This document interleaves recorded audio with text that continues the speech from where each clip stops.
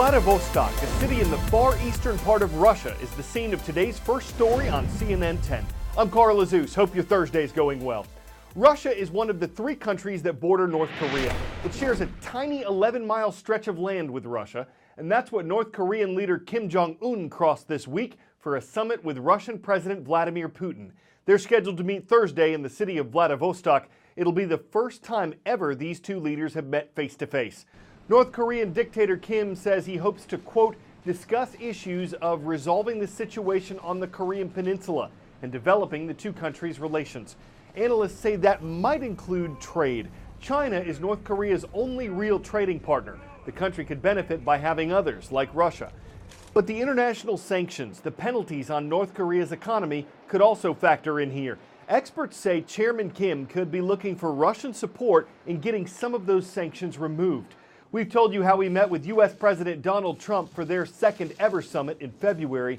That ended without a deal. The two sides didn't agree on the issues of sanctions relief for North Korea in exchange for the communist nation giving up its nuclear weapons program. So at a time when there's an impasse between North Korea and the U.S. and heightened tensions between Russia and the U.S., officials around the world are curious to see what happens when Chairman Kim and President Putin get together. For months, Russia and the United States have been flexing their military muscles on the global stage. Tonight, an exclusive look as the U.S. military sends a message of deterrence to Russia, moving 2 aircraft carriers to the Mediterranean, and in a rare move, bringing America's ambassador to Moscow, John Huntsman, on board, a clear signal to Russia. When you have 200,000 tons of diplomacy that is cruising in the Mediterranean, this is what I call diplomacy. This is forward deployed diplomacy. Nothing else needs to be said. You have all the confidence you need when you sit down and you try to find solutions to the problems that have divided us now for many, many years. CNN was on board as the USS Abraham Lincoln and the John C. Stennis are going to conduct operations on a scale unseen here since 2016.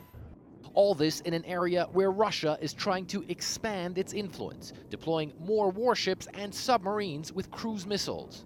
The U.S. military is extremely concerned about Russia's increasingly strong military posture in this region. And with this deployment, America is making clear to Moscow that it will back. The U.S. Navy is also assuring America's allies that it won't waver on commitments to protect against Russian aggression. A Spanish ship even sailing as part of the carrier strike group. We're not going to be deterred by any potential adversary, and we are going to support our interest as Americans and also those of our allies as we steam throughout the world. With Russia increasingly assertive in the entire northern Atlantic and Arctic region, the U.S. Navy is putting on its own show of force for the Kremlin to clearly see. At least 156 people in 10 U.S. states have been infected by E. coli. It's an abbreviation for Escherichia coli, the name of a bacteria. The U.S. Centers for Disease Control says those who've gotten sick had eaten tainted ground beef at home and in restaurants. 20 of the victims have been hospitalized, but no one has died. There's a ground beef supplier in Georgia that's recalled more than 113,000 pounds of raw ground beef because of possible E. coli contamination. But the company says those items were produced starting in late March, and the current outbreak began weeks before that on March 1st. E. coli is a type of bacteria. It lives in your intestines, and it lives in the intestines of animals. Most of the time, E. coli is harmless. You're not going to get sick. But there are some strains that can get you sick. E. coli 0157H7 is a particularly dangerous strain of E. coli. You can get it from undercooked ground meat, you can get it from vegetables, from unpasteurized milk and juice, from soft cheeses. While it is found in vegetables, ultimately an animal is the source, so animal waste somehow has come in contact with crops. Children and adults with weakened immune system, they're the most vulnerable to getting very sick. The signs of E. coli poisoning are nausea and vomiting, abdominal pain, cramps, fatigue, and fever. Most people who get sick from E. coli, they recover in 5 to 10 days. But some people, they get really sick. Their organs can shut down and they can die. There are things that you can do to prevent an E. coli infection. Wash your fruits and vegetables, cook your meats thoroughly, use a thermometer and get that thermometer up to 160 degrees.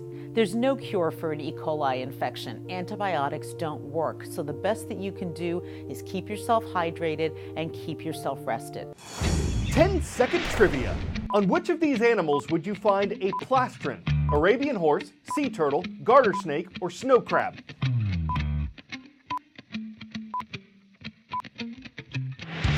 A plastron is the underside of a tortoise or turtle's shell, so the sea turtle is the only animal here that has one.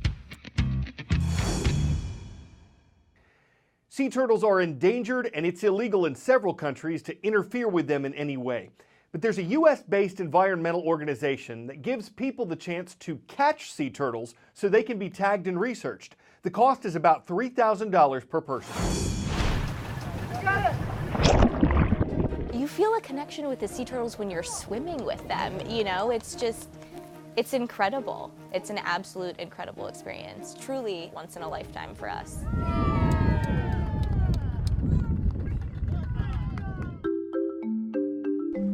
It is magical here. I mean, the beaches are beautiful. I've never in my life seen water like in Eleuthera. It really is one of the most beautiful places on the planet, I think. I'm Catherine, and this is David, and we're from Tampa, Florida, and we're here volunteering with Earthwatch to help research the sea turtles. I've always loved sea turtles. Growing up, I've always collected turtles, and because they're an endangered species, Earthwatch is really the only way that we could get close to them. You're so light. We were just on the lookout on the Earthwatch website waiting for this trip to come up, and then we signed up. I just want to snuggle with you. You'd probably bite me. He doesn't want to snuggle with you. 413. Nice. Okay, just give it a little cleanup. My name is Annabelle Brooks, and I'm the lead scientist for the Tracking Sea Turtles in the Bahamas project. And with Earthwatch, we have volunteers that come in and help me in the field. And so they're actively out there helping us capture the turtles so that we can collect the data that we need to answer some really important biological and ecological questions. 92. Once we bring the turtles to the beach, we're measuring their shell, we're measuring its head, we're taking pictures of the sea turtles. Red algae on back of shell.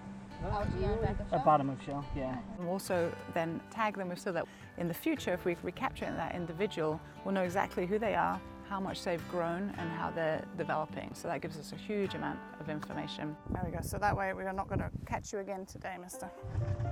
Y'all see him up front? Where is it? Yes, right there.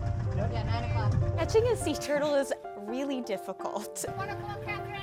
We're on a boat and we're kind of driving around in an area that we think there's going to be quite a number of sea turtles. We'll spot a sea turtle, we'll follow it in the boat, and one person will jump off the boat and they'll swim to try and be able to catch the sea turtle. Turtles are 100% faster than us. They're much quicker underwater than I really thought. The best is when they're right below you and you're swimming over top of them, and it's just like you and the turtle are swimming together, and it's like, I don't want to stop this. Like, yeah, let's just continue to swim like this. But then you think like, okay, Annabelle, needs our help with this research, so like I need to catch you now, okay?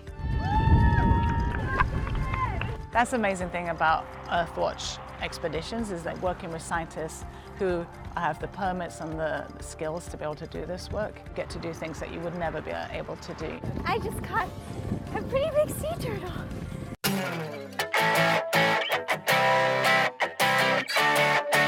Gorilla selfie might make you picture an animal playing with a camera.